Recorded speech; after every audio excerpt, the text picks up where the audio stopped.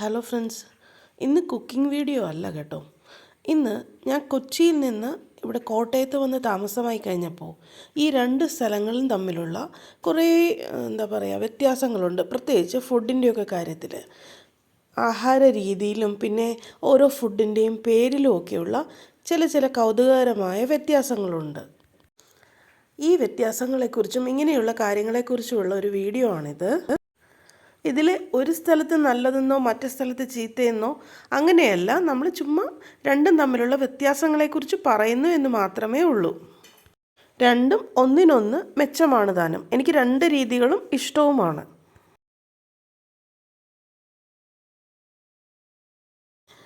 ഇതിലെനിക്ക് ഏറ്റവും പെട്ടെന്ന് ഓർമ്മ വരുന്ന കാര്യം എന്ന് പറഞ്ഞാൽ, ഞങ്ങളന്ന് എറണാകുളത്ത് നിന്ന് ഇങ്ങോട്ടേക്ക് കോട്ടയത്തേക്ക് വരുന്ന വഴിക്ക് ഒരു റെസ്റ്റോറൻറ്റിൽ നിർത്തിയിട്ട് പറഞ്ഞു, കപ്പ ബിരിയാണി, നല്ല കപ്പ ബിരിയാണി കിട്ടുമെന്ന് പറഞ്ഞേ, അത് ഓർഡർ ചെയ്യാമെന്ന് പറഞ്ഞപ്പോൾ ഞാൻ കെട്ടപാതി ഞാൻ പറഞ്ഞു, അയ്യേ എനിക്ക് വേണ്ട, എനിക്ക് ഇഷ്ടമല്ല എന്ന് പറഞ്ഞേ.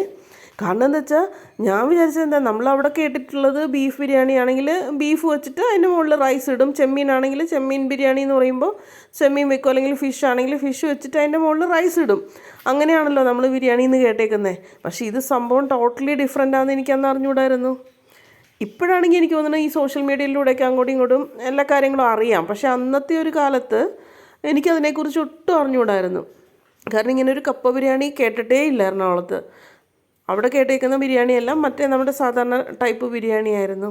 പക്ഷെ ഇവിടെ വന്നേ പിന്നെ ഇപ്പം എനിക്ക് ഏറ്റവും എൻ്റെ ഫേവറേറ്റ് ഫുഡിൽ ഒന്നാണ് ഈ കപ്പ ബിരിയാണി. നമ്മുടെ കപ്പയും ഇറച്ചിയും കൂടി മിക്സ് ചെയ്തിട്ടുള്ളത്.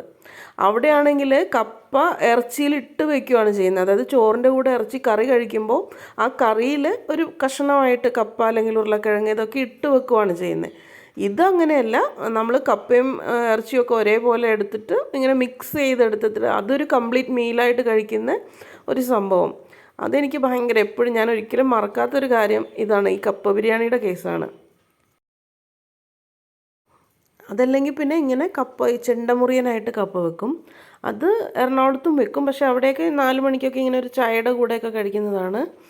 പക്ഷേ ഇവിടെ അതൊരു കംപ്ലീറ്റ് മീലായിട്ട് തന്നെയാണ്, കപ്പയും ചമ്മന്തിയും അതല്ലെങ്കിൽ പിന്നെ അതിൻ്റെ കൂട്ടത്തിൽ മീൻ കറിയും ഒക്കെ ആയിട്ട് കഴിക്കും.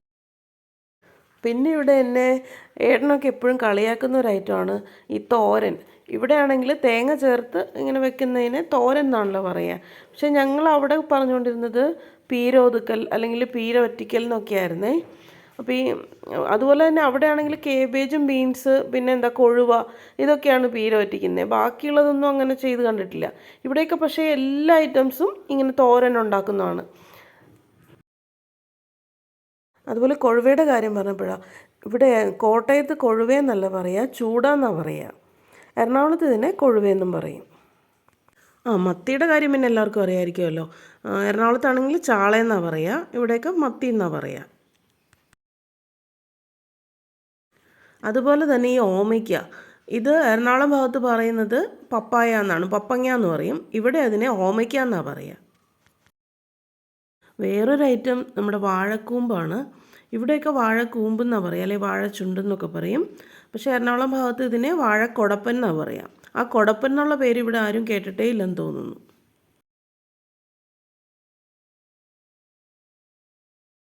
അതുപോലെ ഈ ചെമ്മീൻ്റെ കേസിലും അതെ. എറണാകുളം ഭാഗത്താണെങ്കിൽ ഈ ചെറുതിനെയെല്ലാം ചെമ്മീൻ എന്നാണ് പറയുക. പിന്നെ മറ്റേ ഭയങ്കര വലുപ്പമുള്ളതിനെയാണ് കൊഞ്ചെന്ന് പറയുക. പക്ഷേ ഇവിടെ ഈ ഉണക്കച്ചെമ്മീനെയൊക്കെ കൊഞ്ചെന്നാണ് പറയുക, ഉണക്ക കൊഞ്ചെന്ന് പറയും. ചെറുതിനെയൊക്കെ കൊഞ്ചെന്ന് പറയുന്ന കേൾക്കാം. അതുപോലെ എറണാകുളത്ത് നമ്മൾ എല്ലാ കറിക്കും മിക്കവാറും ഈ ചെമ്മീൻ ഇച്ചിരി ഇട്ട് വെക്കും, വെജിറ്റബിളിൻ്റെ ഒക്കെ കൂടെ. ഇവിടെ ആ പരിപാടിയില്ല കേട്ടോ. പപ്പടവടെ കോട്ടയത്ത് പപ്പട ബോളി അല്ലെങ്കിൽ ചുമ്മാ ബോളി എന്നാണ് പറയുക. എറണാകുളത്താണെങ്കിൽ പപ്പട വടയെന്ന് പറയും. മീൻകറി വെക്കുന്ന കാര്യത്തിൽ എല്ലാവർക്കും അറിയാമല്ലോ. ഈ കോട്ടയം സ്റ്റൈല് മീൻകറി എന്ന് പറഞ്ഞാൽ തന്നെ നല്ല മുളകിട്ട് കുടംപുളിയൊക്കെ ഇട്ട കറിയാണ്. പക്ഷെ എറണാകുളത്ത് മിക്കവാറും വെക്കുന്ന തേങ്ങ അരച്ചൊക്കെയാണ്. അതല്ലെങ്കിൽ തിളപ്പിച്ച് കറി വെക്കും, തിളപ്പിക്കുക എന്നാണ് പറയുക.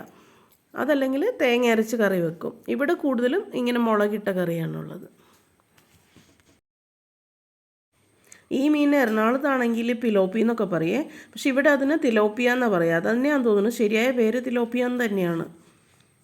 അതുപോലെ തന്നെ തേങ്ങയിൽ നിന്ന് നമ്മൾ തേങ്ങാപ്പീര എടുക്കുന്നതിനെ ഇവിടെയൊക്കെ ആണെങ്കിൽ കോട്ടയത്ത് തേങ്ങ തിരുമുക എന്നാണ് പറയുക. പക്ഷേ എറണാകുളത്തൊക്കെ തേങ്ങ ചുരണ്ടുക എന്ന് പറയും.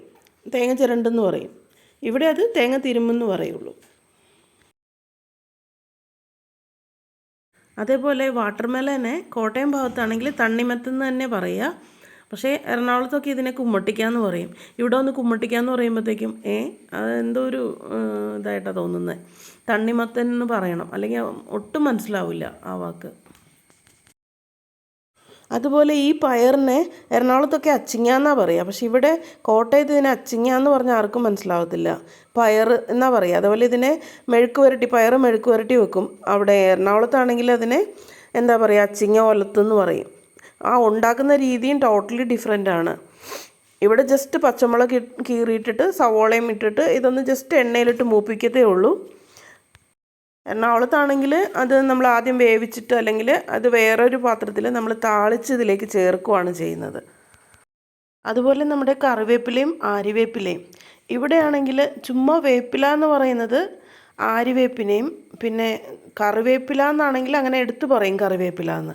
പക്ഷേ എറണാകുളം ഭാഗത്തൊക്കെ ഞാൻ കേട്ടിട്ടുള്ളത് കറിവേപ്പിലേനെ നമ്മൾ ചുമ്മാ വേപ്പില എന്ന് പറയും, ആര്യവേപ്പിലിനെ ആണെങ്കിൽ എടുത്തു പറയും ആര്യവേപ്പില എന്ന്. ഇവിടെ നേരെ മറിച്ചാണ്. കറിവേപ്പിലാനെ കറിവേപ്പില എന്ന് തന്നെ പറയും, ജസ്റ്റ് വേപ്പില എന്ന് പറഞ്ഞാൽ അത് ആര്യവേപ്പിലയാണ്.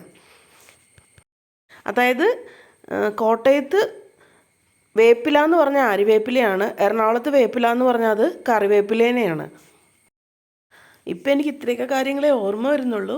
അങ്ങനെ ചുമ്മാ എനിക്ക് രസമായിട്ട് തോന്നിയ കുറച്ച് വ്യത്യാസങ്ങൾ, പ്രാദേശികമായ വ്യത്യാസങ്ങൾ ജസ്റ്റ് ഒന്ന് പറഞ്ഞു എന്നേ ഉള്ളൂ. ഇനി അടുത്തൊരു കുക്കിംഗ് വീഡിയോ ആയിട്ട് ഉടനെ തന്നെ വരാവേ. താങ്ക്